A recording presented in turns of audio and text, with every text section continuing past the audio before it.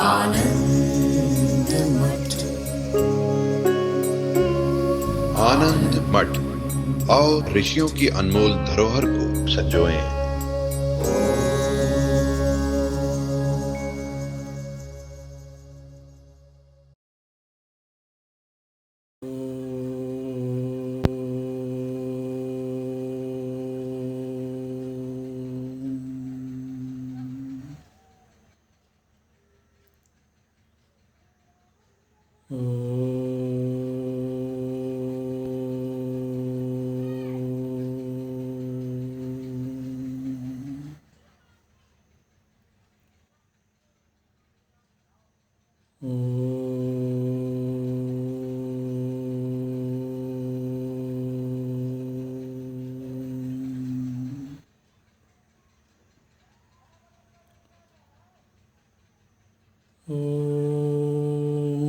भद्रं कर्णेभिः शृणुयाम देवाः, भद्रं पश्येमाक्षभिर्यजत्राः, स्थिरैरङ्गैस्तुष्ट्वागुंसस्तनूभिः व्यशेम देवहितं यदायुः। स्वस्ति न इन्द्रो वृद्धस्रवाः, स्वस्ति नः पूषा विश्ववेदाः, स्वस्ति नस्तार्क्ष्यो अरिष्टनेमिः, स्वस्ति नो बृहस्पतिर्दधातु। ॐ शान्ति शान्ति शान्तिः।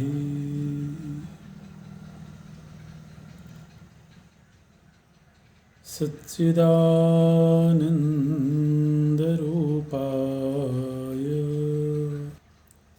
विश्वोत्पत्त्यादिहेतवे तापत्रयविनाशाय श्रीकृष्णाय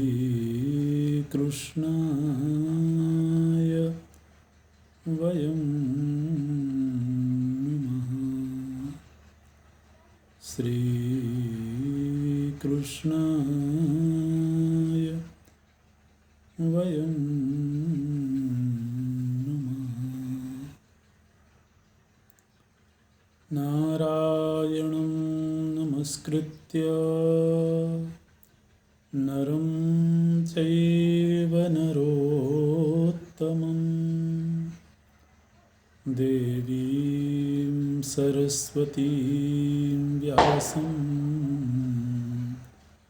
ततो जयमुदीरयेत्।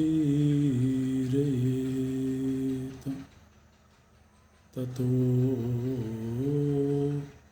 जयमुदीरयेत्।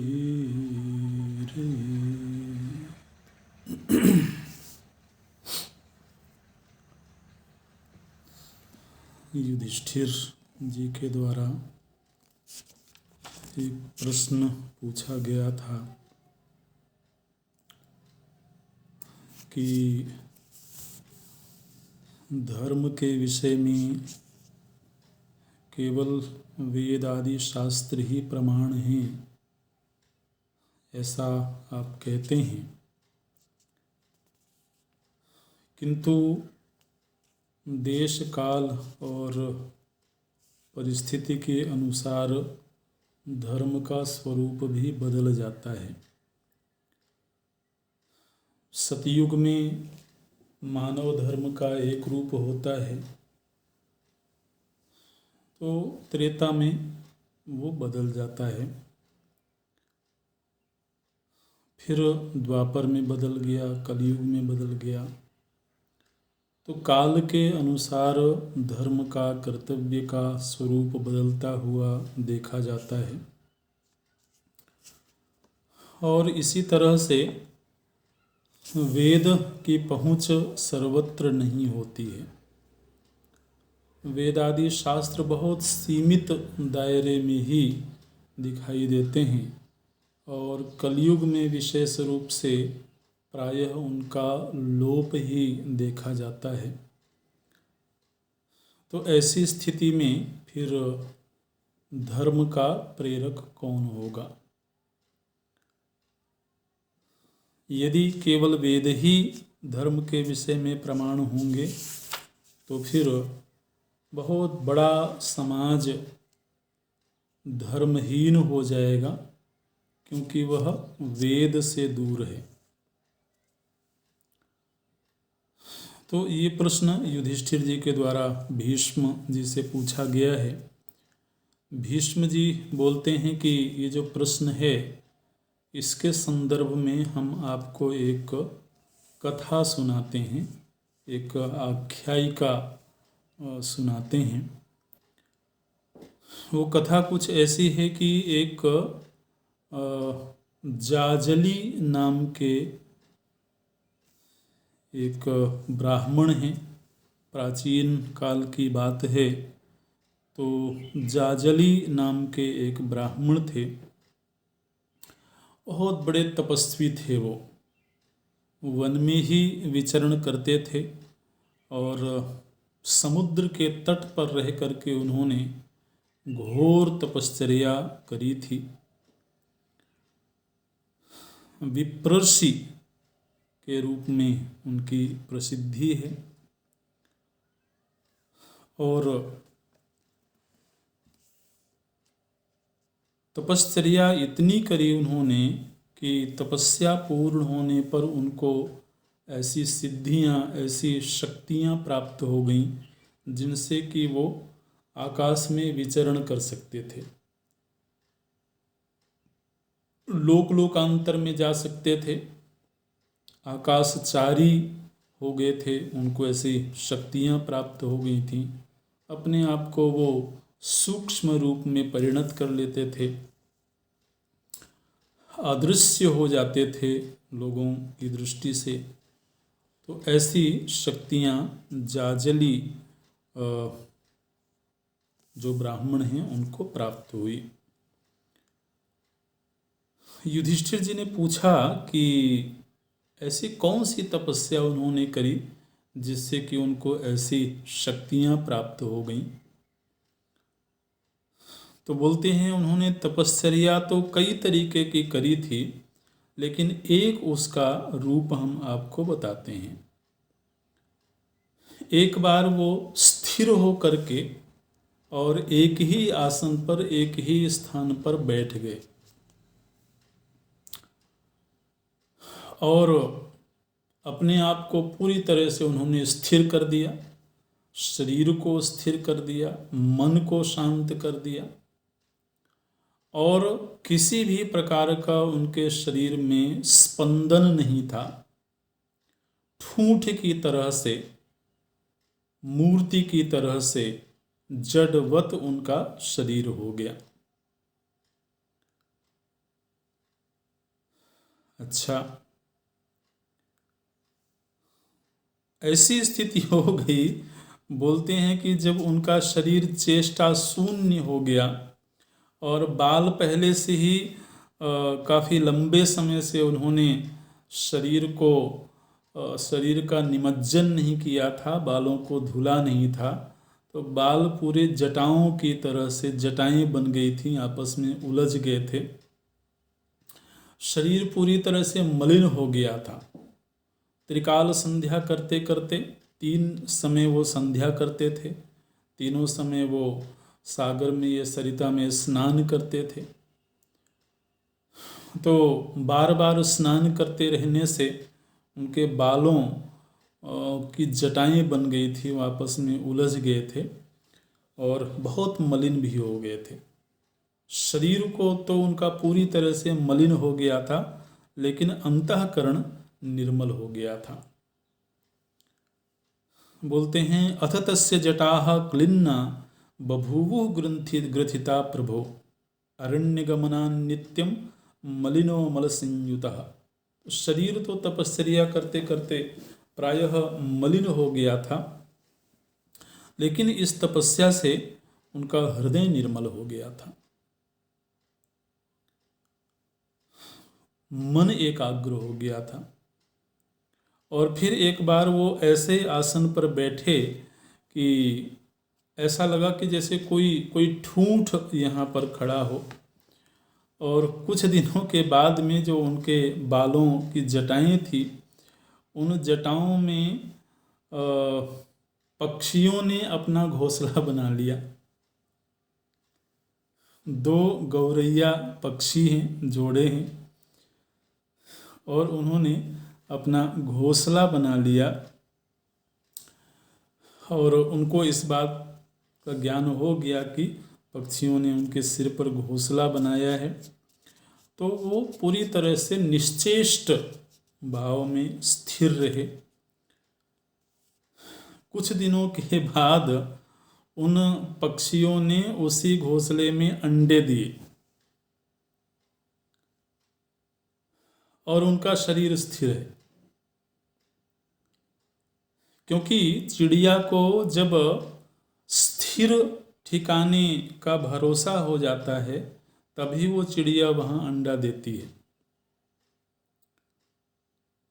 किसी भी पेड़ में या किसी भी कोटर में जब चिड़िया घोंसला बनाती है, तो यदि वह हिलता रहे, अगर वह बहुत ही उसमें स्पंदन हो, तो फिर जल्दी से चिड़िया वहाँ अपने अंडे नहीं देती है, क्योंकि उसको अंडे के गिरने अथवा नष्ट होने का भय रहता है। तो इसलिए जब उन पक्षियों को ये विश्वास हो गया कि ये एक स्थिर ठिकाना है, तब उन पक्षियों ने उस घोंसले में अंडे दे दिए। और सुबह वो पक्षी चले जाते, शाम को वापस आते। फिर धीरे धीरे करके वो अंडे परिपक्व हुए, उनसे चूजे निकले, और तब भी वो जाजली जो ऋषि हैं वो स्थिर ही रहे। उन पक्षियों से चूजे निकल आए तो फिर उनके माता पिता बाहर से उनके लिए अनाज लेकर के आते, उनको खिलाते। धीरे धीरे करके वो चूजे बड़े हुए, और जब चूजे बड़े हो गए तो वो जो उनके माता पिता थे वो फिर उस जगह को छोड़ के कहीं और चले गए।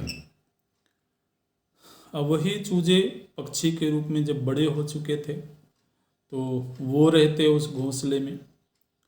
सुबह वो चले जाते विचरण करने के लिए, शाम को आ जाते। और धीरे धीरे करके एक बार ऐसा हुआ कि 1 महीने तक वो पक्षी लौट करके वापस नहीं आए।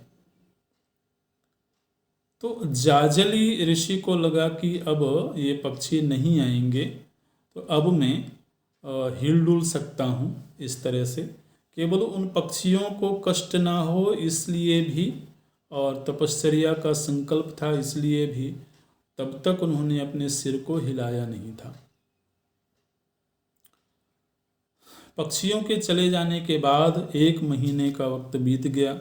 तब उनको लगा कि अब मैं विचरण कर सकता हूँ।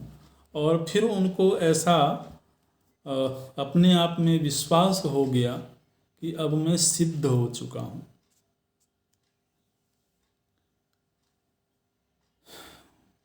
और इसी सिद्धि के बल पर वो कहीं पर भी आकाश मार्ग से विचरण कर सकते थे, देश देशांतर में जा सकते थे। यहाँ तक कि उनको इस उपलब्धि का अहंकार हो गया, अभिमान हो गया।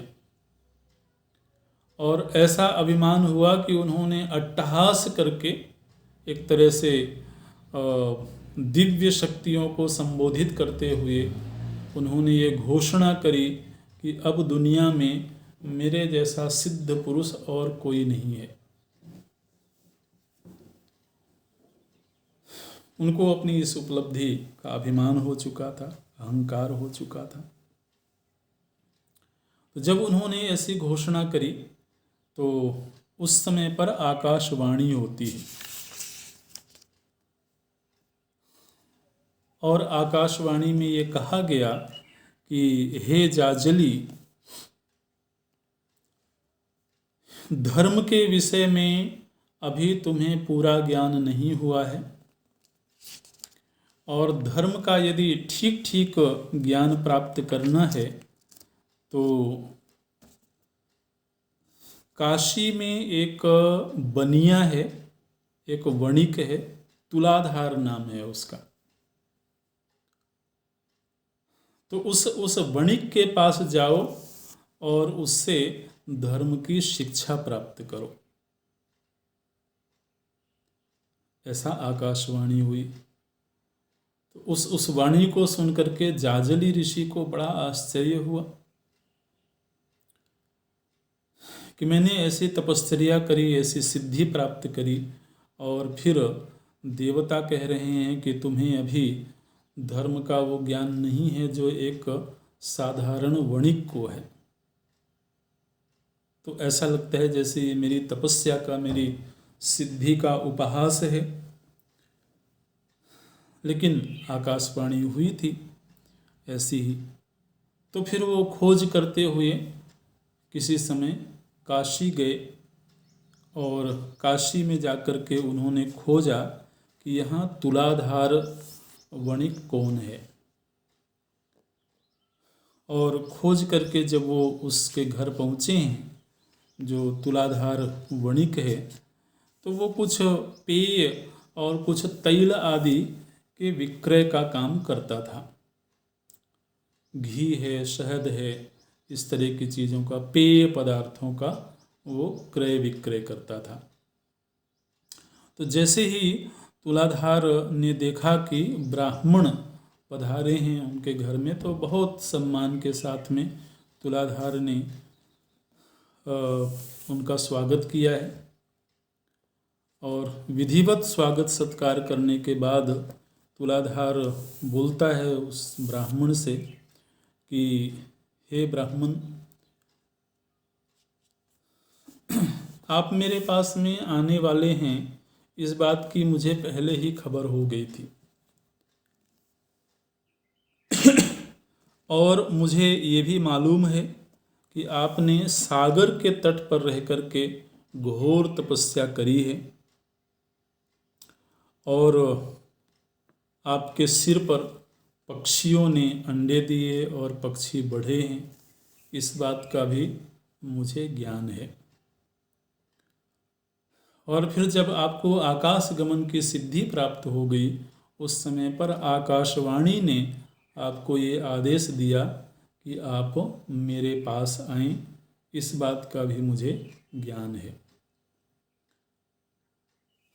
तो अब मैं आपसे ये निवेदन करता हूँ, ये जानना चाहता हूँ कि आप का प्रश्न क्या है। तो जाजली ऋषि बोलते हैं, विक्रीडतः सर्वरसान् सर्वगंधांश्च वाणिज वनस्पतिनौषधीस्तेषां मूलफलानि च।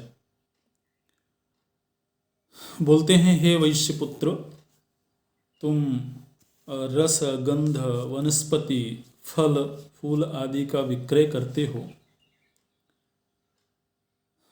तो ऐसा साधारण कार्य तुम करते हो जो सामान्य तौर पर कई लोग करते हैं। लेकिन ऐसा होने पर भी तुमको ऐसी बुद्धि कहाँ से प्राप्त हो गई कि बिना किसी के बताए, बिना किसी पूर्व सूचना के मेरे जीवन में क्या कुछ घटा है वो सब कुछ तुम्हें ज्ञात हो गया। तो ऐसी बुद्धि तुमको कैसे प्राप्त हुई है? तुमने ऐसा कौन सा साधन किया है जिससे कि तुम्हें यह बुद्धि प्राप्त हुई है? तो तुलाधार वैश्य जाजली ऋषि को बताना आरंभ करते हैं। बोले कि मैंने कोई विशेष साधना नहीं करी है, मैंने केवल एक काम किया है कि अपने पूरे जीवन में मैंने कभी किसी प्राणी को किसी भी प्रकार का कष्ट नहीं दिया।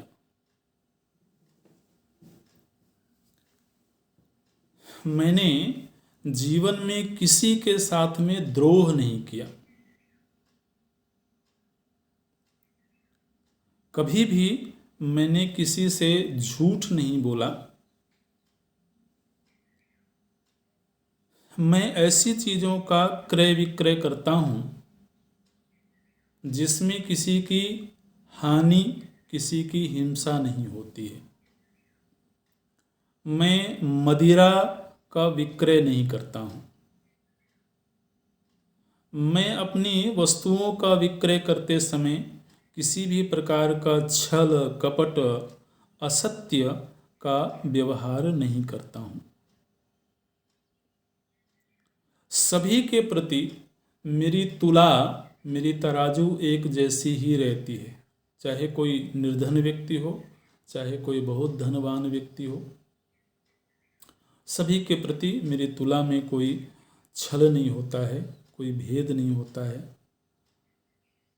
सर्वेषां यः सुहृन् नित्यं सर्वेषां च हिते रतः कर्मणा मनसा वाचा सधर्मं वेद जाजले। बोलते हैं कि हे जाजली ऋषि, जो व्यक्ति सभी का सुहृत होता है, सभी के प्रति सद्भाव रखता है, मन, वाणी और क्रिया के द्वारा वह लोकहित में ही संलग्न रहता है, उसी को धर्म का ठीक ठीक रहस्य मालूम है। मैं किसी से अनुरोध नहीं करता हूँ, किसी का विरोध नहीं करता हूँ। किसी के प्रति मेरे मन में द्वेष नहीं है और किसी के प्रति आसक्ति, कामना भी नहीं है। समस्त प्राणियों के प्रति मेरे मन में समभाव है। जो भी मैंने कोई व्रत लिया हो, कोई नियम लिया हो, कभी भी मैंने उसका उल्लंघन नहीं किया।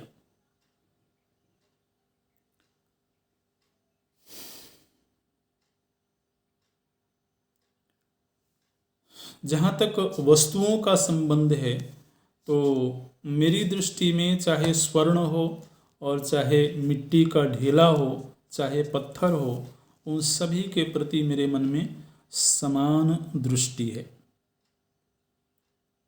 मैं किसी को भी भय नहीं प्रदान करता हूँ और इसलिए मैं भी किसी से भयभीत नहीं होता हूँ। बोलते हैं कि जो व्यक्ति किसी को भयभीत करने की चेष्टा करता है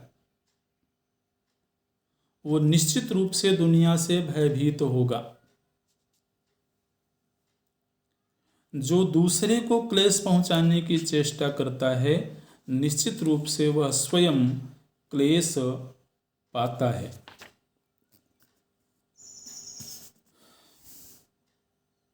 मैं ऐसी किसी वस्तु को अपने घर में नहीं रखता हूँ जो मेरे चित्त में मद पैदा करे, मेरे चित्त में अहंकार पैदा करे।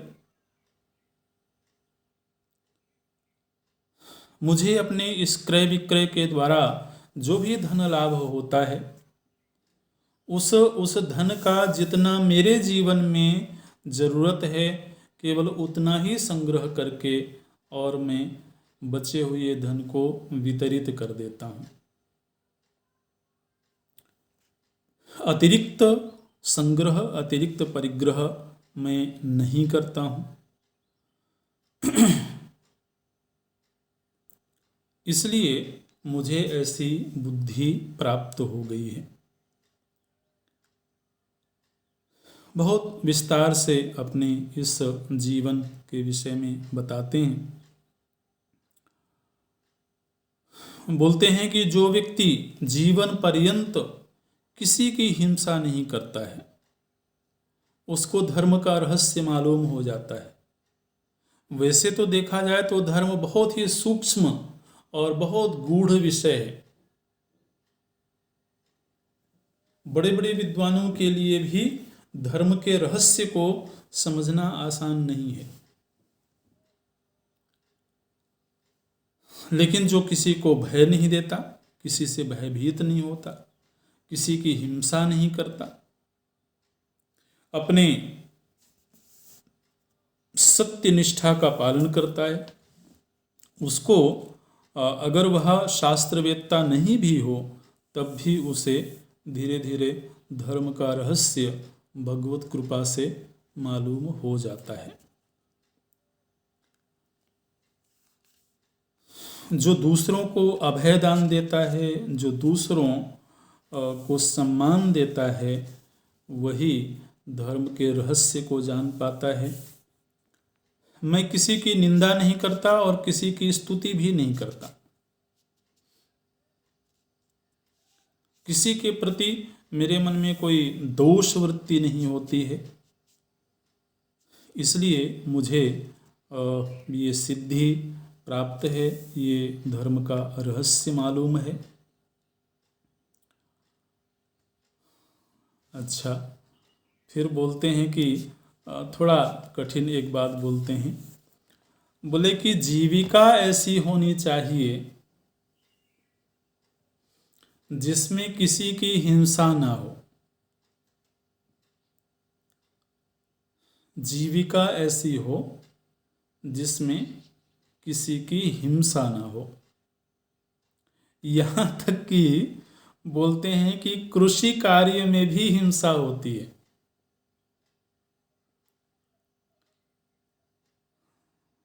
बोले कि कृषि कार्य करते समय बैलों को नाथा जाता है, बैलों को बंधन में रखा जाता है, उनको प्रताड़ित किया जाता है। फिर जब जमीन पर हल चलता है तो हल की जो फांस होती है वो बड़ी तीक्ष्ण होती है, बड़ी तीखी होती है, तो उससे जो भूमि में, जमीन में, मिट्टी में रहने वाले जीव जंतु हैं उनकी भी हिंसा होती है। तो कृषि कार्य में भी कई तरह की हिंसा होती है, लेकिन मैं जो कार्य करता हूँ वो कार्य ऐसा है जिसमें हिंसा नहीं है। गाय के दूध से घी निकलता है, उस घी को मैं दूसरों से खरीदता हूँ और उचित दाम में बेच देता हूँ। दूसरों से मैं शहद खरीदता हूँ, मैं स्वयं शहद लेने नहीं जाता, दूसरों से खरीद करके मैं उसका विक्रय करता हूँ। इसी तरह से फलों के रस हैं, तैल आदि हैं, तो इनमें मैंने उन्हीं चीज़ों का चयन किया हुआ है जिनके क्रय विक्रय में मेरे द्वारा किसी की हिंसा न होवे। तो इसलिए मुझे ये सिद्धि, मुझे ये विद्या प्राप्त है। जो लोग पशुओं का क्रय विक्रय करते हैं, जो लोग पशुओं की हिंसा करते हैं, जो लोग मांसाहार अथवा मदिरा का सेवन करते हैं, उन लोगों को ये विद्या, ये रहस्य, धर्म कभी भी नहीं जाना जा सकता है, उनको इसका ज्ञान कभी नहीं हो सकता है। किसी के द्वारा भी यदि कोई क्रूर कर्म हो जाता है तो वह क्रूर कर्म हो जाने से जो पाप उसके चित्त में बैठा है वह चित्त धीरे धीरे करके कठोर हो जाता है, मलिन हो जाता है, और ऐसे मलिन हुए चित्त में ज्ञान का प्रकाश नहीं हो सकता है, धर्म का रहस्य नहीं उसे मालूम हो सकता है। यहाँ तक कि जो वैदिक यज्ञ होते हैं तो वो यज्ञ भी यदि हिंसा के रूप में हो, अगर वो पशु बलि रूप यज्ञ हों, तो ऐसे यज्ञों को करने से भी किसी को धर्म का ज्ञान नहीं हो सकता है। अच्छा, तो जब तुलाधार ने इस तरह से कहा तो जाजली ऋषि के मन में प्रश्न आया। वो पूछते हैं कि वणिक, तुमने कहा कि कृषि कार्य में भी हिंसा है,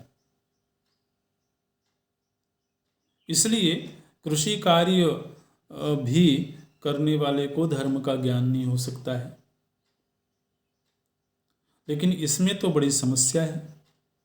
यदि कृषि कार्य नहीं होगा तो प्रजा का भरण पोषण कैसे होगा? यदि कृषि कार्य नहीं होगा तो अनाज कैसे उत्पन्न होगा? अनाज नहीं उत्पन्न होगा तो यज्ञ याग आदि कैसे होंगे? क्योंकि यज्ञों में भी भविष्य की आवश्यकता होती है, तो वो भी कृषि से ही प्राप्त होते हैं। तो यदि कृषि नहीं होगी तो फिर जीवों का, मुख्य रूप से मनुष्यों का भरण पोषण नहीं हो सकता है, कोई भी वैदिक अनुष्ठान नहीं हो सकते हैं, वैदिक कार्य नहीं हो सकते हैं। तो फिर आपने ये कैसे कह दिया कि कृषि कार्य में भी हिंसा है? यदि पशुओं के कष्ट का ख्याल करके व्यक्ति खेती करना छोड़ दे तब तो संसार में लोगों का जीवन ही नहीं बच पाएगा, लोगों का जीवन ही समाप्त हो जाएगा। तो इस तरह से प्रश्न किया है उन्होंने। तो बोलते हैं, तुलाधार बोलते हैं, बोले देखिए ब्राह्मण देवता, मैं यज्ञ के विरोध में नहीं हूँ, मैं नास्तिक नहीं हूँ। शास्त्रों ने, वेदों ने कृषि कार्य आदि को धर्म सम्मत माना है, तो इसलिए मैं उसकी निंदा नहीं कर रहा हूँ। किंतु मैं जो आपसे कहना चाहता हूँ उसको आप समझिए। बोले कि एक समय था जब लोगों को हल चला करके कृषि कार्य करने की आवश्यकता नहीं पड़ती थी। एक ऐसा समय था जबकि लोग विशुद्ध रूप से वैदिक धर्म का आचरण करते थे। उस समय पर धरती स्वतः ही अनाज को उत्पन्न कर देती थी। जिस तरह से निर्मल आकाश से जल की वृष्टि होती है, स्वतः वृष्टि होती है, तो उसी तरह से जब व्यक्ति विशुद्ध भाव से और पूरी तरह से वैदिक धर्म का आश्रय लेकर के यज्ञों का अनुष्ठान करते थे, तो उन यज्ञों में डाली गई आहुति सूर्य मंडल को प्राप्त होती थी और सूर्य के द्वारा जल की वृष्टि की जाती थी। वृष्टि से अन्न स्वतः ही उत्पन्न होता था। अन्न और फल आदि धरती स्वयं ही उत्पन्न करती थी और उसी से जीवों का भरण पोषण होता था। कालक्रम से क्या हुआ कि लोगों ने यज्ञ तो किया, लेकिन यज्ञ में जो यज्ञ की मर्यादा है उस मर्यादा को छोड़ दिया। यज्ञ करवाने वाले ब्राह्मण लालची हो गए। यज्ञ करवाने वाले जो ऋत्विक हैं, जो ब्राह्मण हैं, उनको निष्काम भाव से जब तक वो यज्ञ करवाते रहे हैं तब तक यज्ञ शुद्ध था, पवित्र था। लेकिन जब से ब्राह्मणों के भीतर लालच की वृत्ति आ गई और वो ऐसे ही यजमानों के यज्ञों में पुरोहित बनने लगे, जो यजमान धनी थे, जो उनको यज्ञ के परिणाम के रूप में अधिक दक्षिणा दे सकते थे, ऐसे यजमानों का ही यज्ञ करवाने लगे। तो ऐसा करने से यज्ञ तो दूषित हुआ ही, उसके साथ साथ में प्रकृति भी दूषित हो गई। तो मैं यज्ञ की निंदा नहीं करता हूँ, मैं वेद सम्मत सत्कर्म की निंदा नहीं करता हूँ, लेकिन मैं ये कहता हूँ कि उसमें उतनी पवित्रता यदि बनी रहे। वैदिक कर्म पवित्र तब है जब वह निष्काम भाव से किया जाए, जब कर्तव्य बुद्धि पूर्वक किया जाए, ना कि फलाकांक्षा से किया जाए। तो समय का फेर हुआ और केवल यज्ञ ही नहीं बल्कि अपनी दिनचर्या के भी जो छोटे छोटे वैदिक कर्म हैं उनको भी लोग कामना के दबाव में आके करने लगे, फलाकांक्षा से करने लगे। तो इसलिए फिर वो यज्ञ दूषित हो गए। मैं ये पूरी तरह से मानता हूँ कि सस्म पाप कृताम लोकान गच्छेद अशुभ कर्मणा प्रमाणम प्रमाणेन यह कुर्याद अशुभम नरः। बोले कि वेद तो धर्म के विषय में परम प्रमाण हैं, इसलिए जिन लोगों ने कुतर्क पूर्वक वेदों को अमंगलकारी सिद्ध कर दिया, कुतर्क पूर्वक जिन्होंने वेदों की निंदा करी, वेदों को अप्रामाणिक सिद्ध कर दिया, उनकी बुद्धि कभी शुद्ध नहीं हो सकती है। क्योंकि धर्म और ब्रह्म के विषय में वेद ही अंतिम प्रमाण है। लेकिन काल के प्रवाह में लोगों ने जो विशुद्ध वैदिक मर्यादा थी उसको तो छोड़ दिया और वैदिक चिंतन में भी उन्होंने अपने कुतर्कों को शामिल कर दिया, या तो वेद मार्ग को ही छोड़ करके और उन्होंने अपने कुतर्कों से नए नए मतों का सृजन कर लिया। तो ऐसा होने से फिर वो उनकी जो प्रामाणिकता है वो नासमझ लोगों के लिए संदिग्ध हो गई। जो लोग वेदों का अध्ययन करते हैं वो लोग भी केवल धनार्जन की कामना से ही ऐसा करते हैं। जो वेद पाठ करते हैं, जो वेदों का स्वाध्याय करते हैं, तो वो लोग भी वेद के असल तात्पर्य को नहीं जान करके और केवल उसका विनियोग कर्मकांडों में ही करते हैं और कहते हैं कि वेद का यही मुख्य तात्पर्य है। उन लोगों ने वैदिक मार्ग को दूषित कर दिया है, उन्होंने यज्ञों को दूषित कर दिया।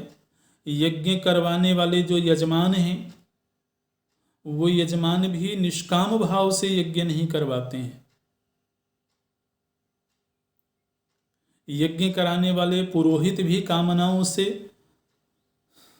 कलुषित हैं और जो यजमान हैं वो भी किसी न किसी कामना के वशीभूत होकर के ही यज्ञ करवाते हैं। इससे जो वेद प्रामाण्य है वो दूषित हो गया।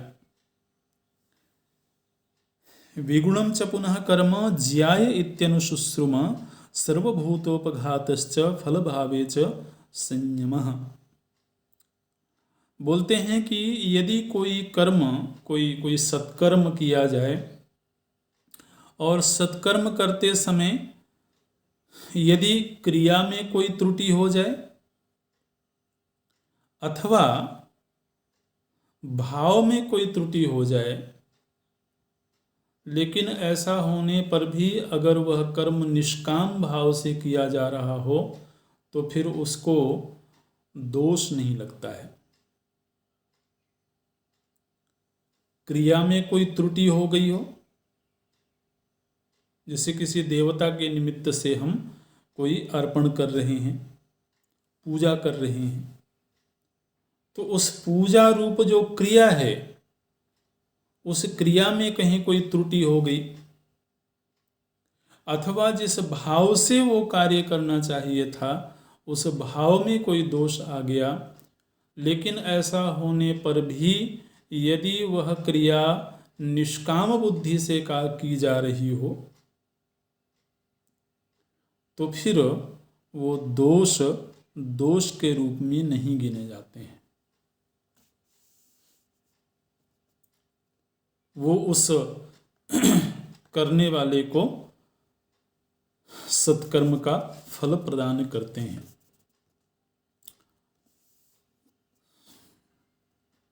तो ये बड़ी विचित्र गति है धर्म की।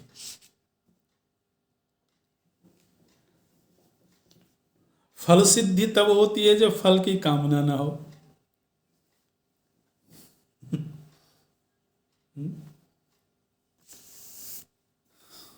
तो निष्काम भाव से किया जाए तो बोलते हैं कि उसको फल सिद्धि हो जाती है, और सकाम भाव से किया जाएगा तो फल सिद्धि तो हो जाएगी लेकिन उसमें फिर क्रिया में किसी भी प्रकार की त्रुटि नहीं होनी चाहिए, भाव में किसी भी प्रकार का दोष नहीं आना चाहिए। जैसे किसी देवता के निमित्त से कोई हविष्य दिया जा रहा है, कोई यज्ञ किया जा रहा है, तो अब उस देवता की अखंड स्मृति चित्त में बनी रहे, और वो जो हविष्य बनाया गया है, जो यज्ञ की जो क्रिया संपादित हो रही है, उसके जो भी नियम हैं, जो भी अनुशासन हैं, उसके अनुसार ही जब वह क्रिया संपन्न हुई हो तब उस सकाम व्यक्ति को उसके काम में वस्तु को वो प्रदान करती है। लेकिन उससे अंतःकरण निर्मल नहीं होगा। वस्तु की प्राप्ति हो जाएगी, काम में वस्तु की प्राप्ति हो जाएगी, लेकिन अंतःकरण की निर्मलता तो उससे नहीं होती है। तो इसलिए बोलते हैं कि मैं यज्ञ की निंदा नहीं करता हूँ। और कृषि कार्य के विषय में उन्होंने बता दिया कि कृषि कार्य के लिए हल चलाने की आवश्यकता नहीं होती थी, बल्कि यह धरती स्वयं ही इतना अनाज, इतने फल उत्पन्न कर देती थी कि उससे सभी प्राणियों का भरण पोषण हो जाए। और वैसे भी आप देखिए तो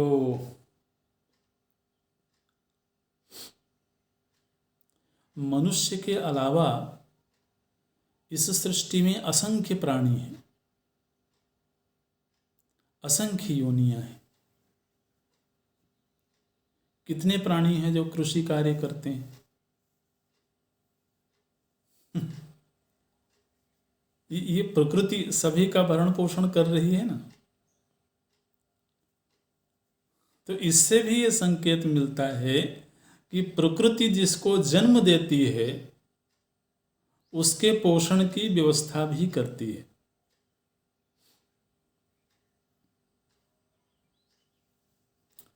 और जिस प्राणी का जो अन्न है उस तरह का अन्न ये प्रकृति उत्पन्न करती है।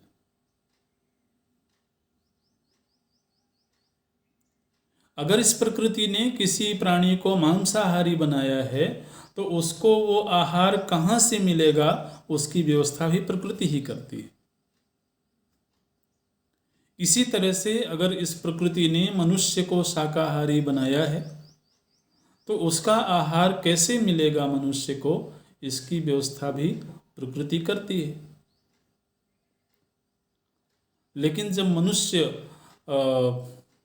के भीतर भाव विकार आ गया तो फिर वो प्रकृति को भी विकृत करता है। तो इसलिए बोलते हैं कि इस दृष्टि से मैंने ये कहा कि कृषि कार्य भी हिंसा रूप है। अन्यथा तो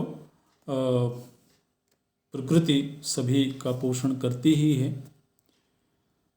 प्राचीन काल में जो लोग थे वो सत्य भाषण करते थे और इंद्रियों के ऊपर संयम रखते हुए ही यज्ञों का अनुष्ठान करते थे।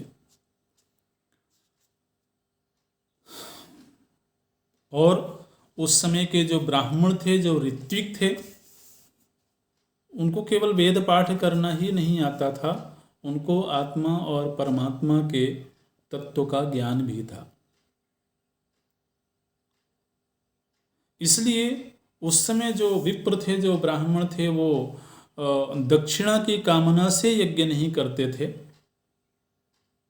बल्कि वेद की मर्यादा बनी रहे, समाज में वैदिक कार्य होते रहें, समाज वेदों के द्वारा ही अनुप्राणित होता रहे, इसके लिए वो यज्ञ करते थे।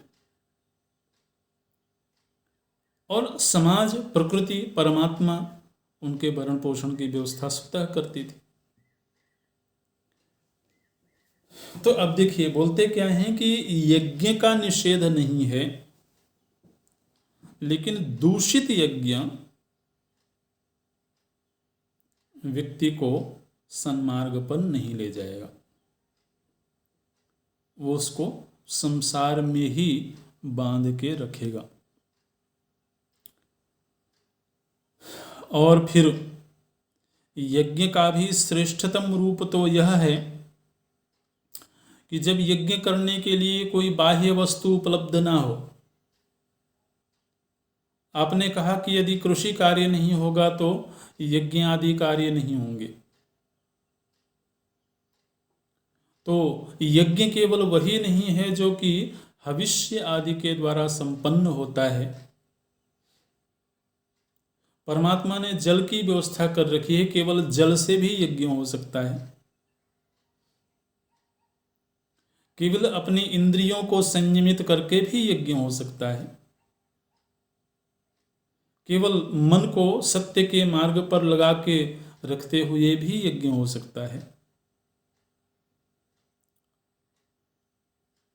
इसलिए जो ज्ञानी पुरुष होते हैं, जो विद्वान ब्राह्मण होते हैं, वो अपने शरीर को ही यज्ञ का उपकरण बना लेते हैं। वो इंद्रियों और अपने अंतःकरण को ही यज्ञ का उपकरण बना लेते हैं। इसलिए उनको बाहर से किसी यज्ञ सामग्री की आवश्यकता नहीं होती है।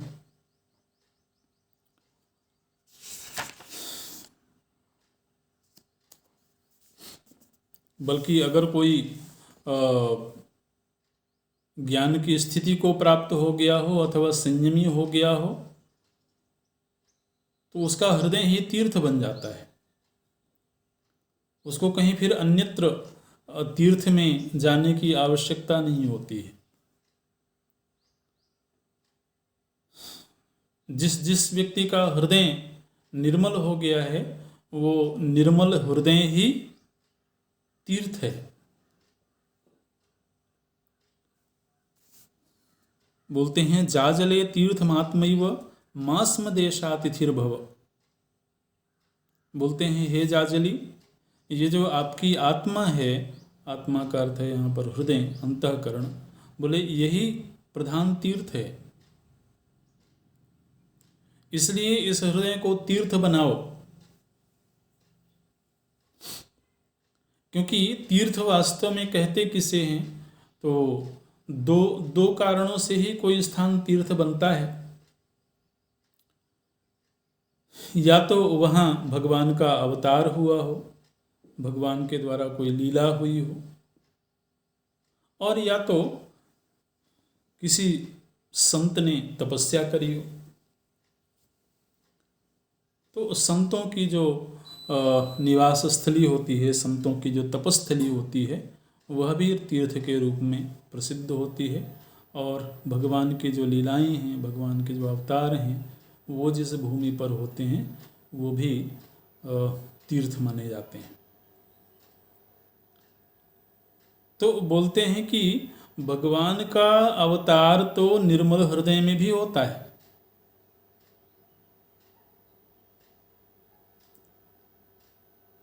इसलिए निर्मल विशुद्ध हृदय परम तीर्थ है, यदि कोई ऐसा कर सके तो।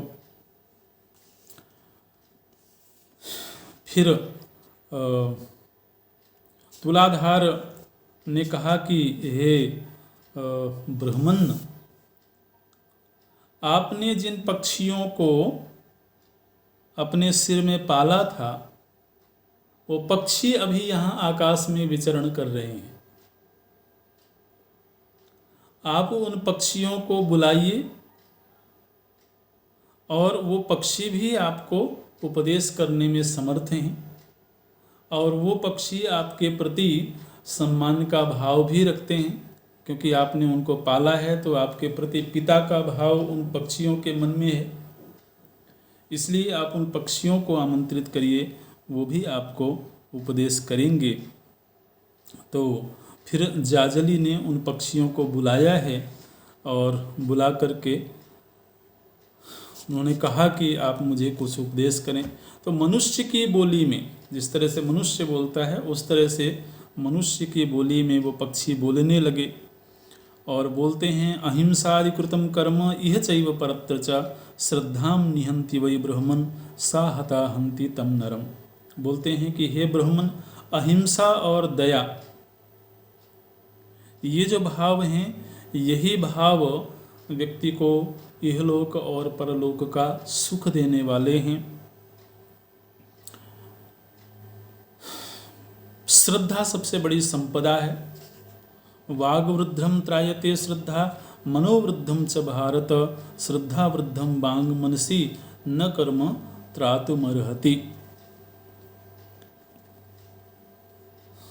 बोलते हैं कि यदि वाणी के दोष से मंत्र के उच्चारण में कोई त्रुटि रह जाए, देखिए ये पक्षी उपदेश कर रहे हैं, बोलते हैं कि यदि वाणी के दोष से मंत्र के उच्चारण में कोई त्रुटि रह जाए अथवा मन की चंचलता से इष्ट देव का ध्यान ना हो पावे, ऐसी स्थिति में भी यदि वह अगाध श्रद्धा से भरा हुआ व्यक्ति हो तो